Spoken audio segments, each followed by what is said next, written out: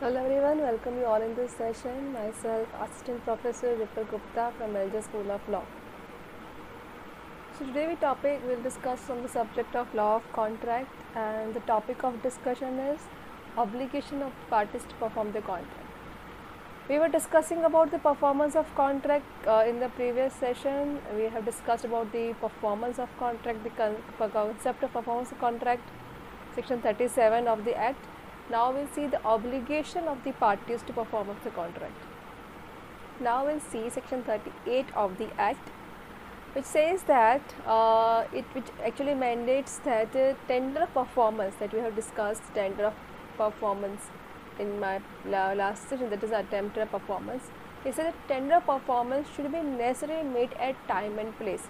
If in the contract that offerer has defined it, something, or referee has defined something time and place for the performance of contract, then that contract must be performed on that time and place, not after that.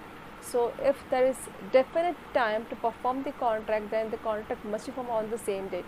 For example, I hire some singer for performing on particular day at my in some celebration of my home. If that person refused to perform on that day, then it cannot be enforced, because I want that performance on particular day on particular time. Then that performance should be performed on that particular time and date.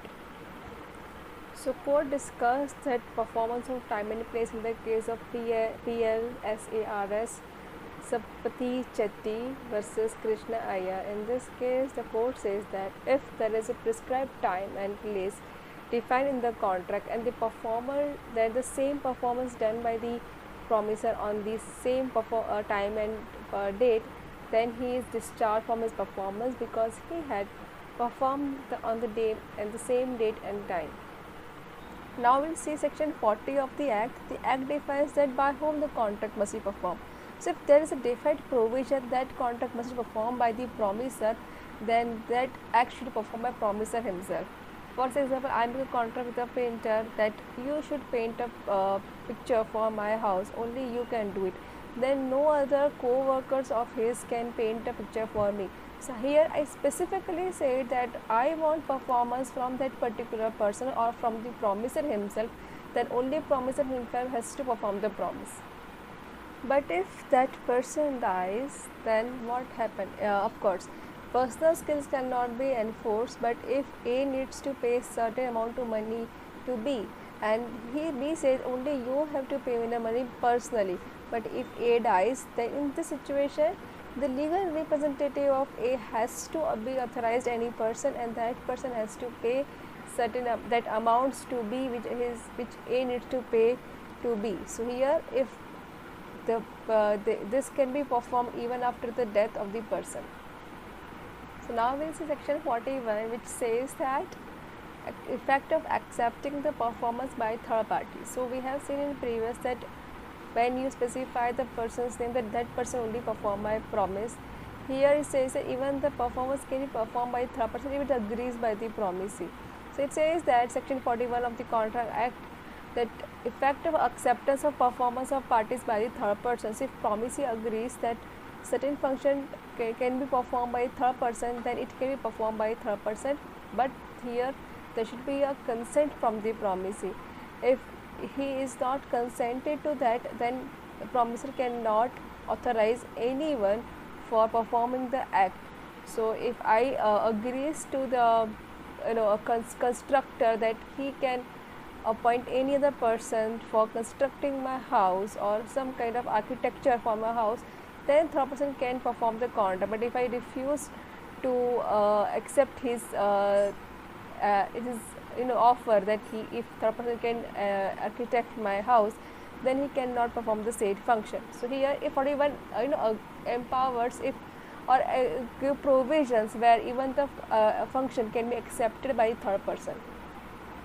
Section 42 discuss about joint promises. So if in section 42 of the Indian contract says that about joint, when the two promisers or two promises agrees to perform on some function, then it is called joint promises, where they both agrees to perform certain functions. So if for example, the whole music company where the partners agrees to perform on the same date on my function. So here they are joint promisers to me. They both promises to perform the function.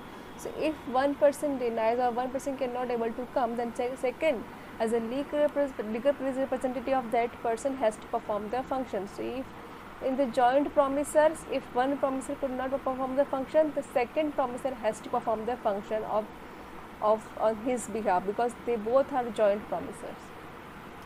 Section 42 also deals the devolution of joint promisers liabilities. So if there is a contract with other party, with a joint promiser, that they have to pay a certain amount of money to the Mr. X. Now A, B, C being a joint promiser, they all have to pay money to Mr. X. But Mr. A dies, so Mr. B and C as a joint promiser has to pay the money, but also Mr. A's legal representative, that means his legal heirs or legal representative, has to pay money to Mr. C, because they all are joint promisers. So if they dies, the joint promiser dies, their legal representative has to perform the contract. Now we will see section 43 of the Indian Contract Act, which is an important passage of the joint promises. Here in this contract it says that where there is expressly not defined in the contract about the joint promisers, then promisee may compel or may prohibit any promiser for prohibiting for performance of contract, because they have not expressly contained in the contract that who will perform the contract. So promisee may prohibit any person for performance of contract. Subsection 2 of the 43 Act, section 43 says that of the joint promiser, that the joint promisee may compel the promiser this subsection 2 of the 43 says that if there is not defined provision in the contract, then all the promisers are equally liable for the performance of contract. If it is not defined in the contract, but if they define, then they have to perform according to the contract. But if it is not defined the contract, they are equally liable for the performance of contract. Subsection 3 of section 43 talks about the responsibility or the liabilities of the promisers.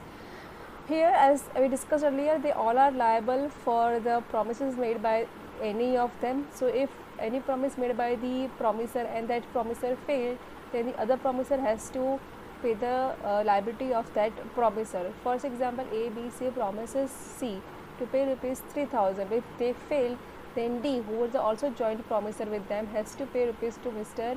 C. So here in the default of the promiser, other promiser has to perform the contract on their behalf. Section 44 of the Indian Contract Act gives the rights in the hands of creditor.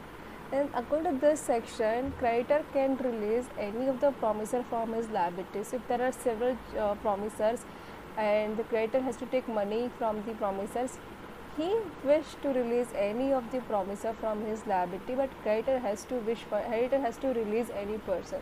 So if creditor release any person from his liability, then he can be released from performing this contract. Section 44 discussed about the release of any promiser if creditor allows. So we have discussed about the performance of contract, in which we have discussed about the obligation of parties, and in that we have discussed about the time and place and performance done by joint promisers and their different facets and important consequences.